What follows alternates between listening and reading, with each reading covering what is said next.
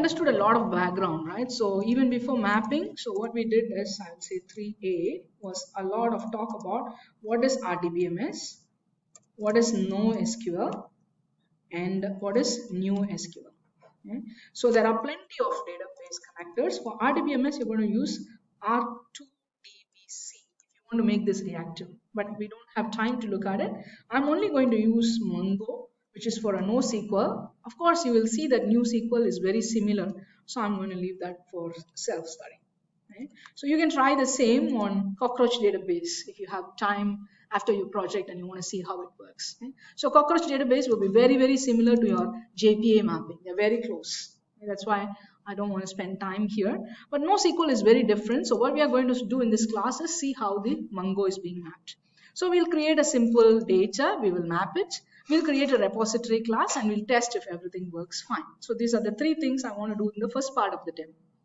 So for that, you got to start setting up your workspace. So how am I going to do? I'm going to start my default STS. I was coding the solution for you, so maybe I should change my workspace. So yesterday night I was coding the solution, so I should stop that. And it is very mandatory that you keep your property files as well as your Spring data for reference. Okay? So these are the two references that I'll always like to have when I do my coding on the databases. I'm sure you will have very similar. So for the database, I'm trying MongoDB. So you can see that on the learn, there is the official reference documentation that I like. I like my APIs open. I also want to use the overview, okay, so that I can understand object mapping basically. Of course, I'm not going to do any sophisticated mapping, but if at all I want to play with and test my additional mapping skills, this is where I normally come and work with. So I'm just going to use the simple Mongo database. So these are the usual things that I keep it on even before trying anything. So whatever I could not finish in the class and you're very curious, you can always come back here to look for more solutions. So now my database has started, or my workspace has started. We are going to create a new project. I'm going to say, as usual, new Spring Starter project. Okay. So what do we call this? Can we call this Subway? Okay, because we tried Subway example yesterday. Makes sense for me to use something similar. So I'm going to say the project name is Subway. The group ID is SGEDUISS. Artifact name is Subway. So I'll use the same Subway in the package name as well so that it is consistent. Okay.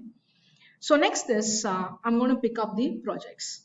When I type in reactive, you can see it gives me the Spring Reactive Web, which is already here. So I need this project.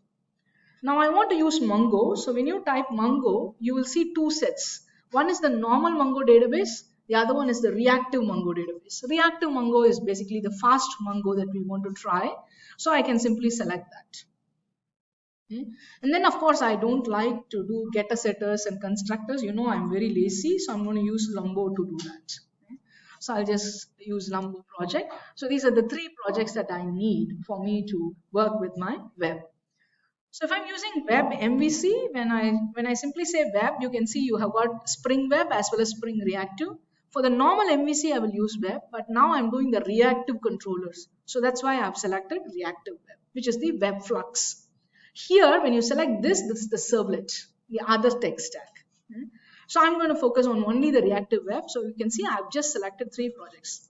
Something to wonder is, normally STS will allow you to pick up the latest frameworks. Okay. But please understand, there are stable releases, there are milestone and snapshot releases. So whenever you're trying to set a boot version for your team, make sure you pick the stable release. A stable release will be a pure number without any suffix. Sometimes they also call it as GA, or generally available release. Okay. So here the latest that I have is 3.20. I'm picking 3.2.0 here. You want it one lower, you can pick the 3.16 as well. So I'm going to go with the latest possible one. So I'm picking 3.20. Okay. So even in the earlier set, I choose Maven, I choose Java version 17, and that's fine. If you want to change that, you can pick whatever. Okay. So you have Kotlin, Groovy, and Java. Mine is a Java project, so I'm sticking to Java. So these are the config settings that I have. So I'm just going to finish. So that will get me the project workspace created. Now, what is generally available? So even if you go here, you go to the Spring IO project, okay, and you're trying to pick up JPA, for example, you're going to Spring Data, and this time you're not going to Mongo, I'm going to pick JPA. When you come to the Learn, you see there are many versions. Okay. Never pick a snapshot, never pick a milestone. These are patchy versions. They may have bugs. Okay. So whenever you're working with a framework, make sure you take a stable version of that particular project.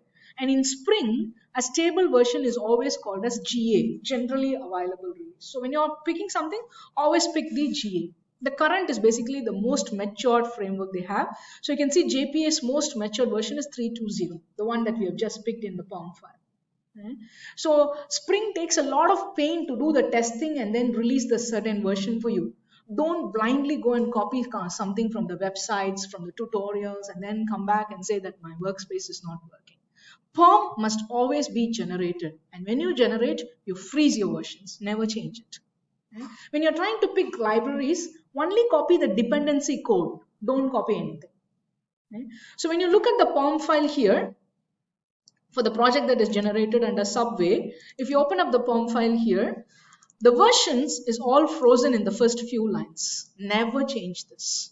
Okay. Generate it once, never change this. Why? This will actually jeopardize everything else. Okay. So it's a very clearly built framework. You go and break this, you're going to have unnecessary build problems. You don't want that. So here you can see I've modeled to my Maven version, which is 4. I've stuck to the whole boot version on 3.2.0, and I've used Java, which is 17, and I'm calling my version as the first trial, so I'm not sure about my project, so it's a snapshot project. Okay. Once it becomes very stable and you want to release your project, you do your own version control. You'll say 1.0.0 for your major release. Okay. So when your team has finished the project is very good.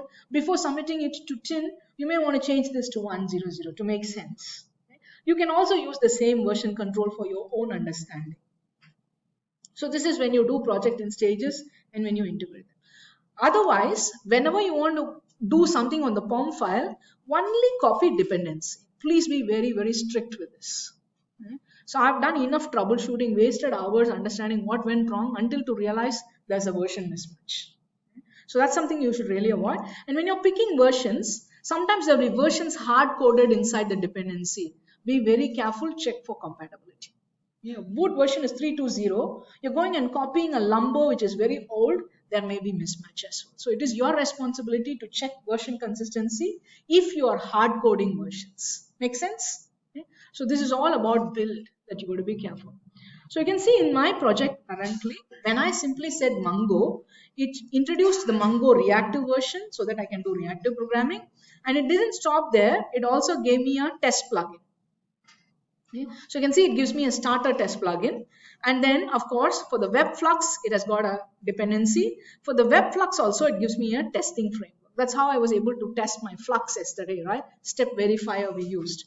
So the whole idea about using the generated one is it picks up the basic library. It also picks up a testing library for you. That's really cool about Spring.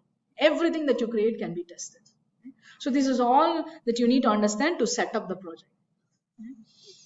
So my Subway is ready. So maybe I should share the code with you in case you wanted to test this. So let me say team share project.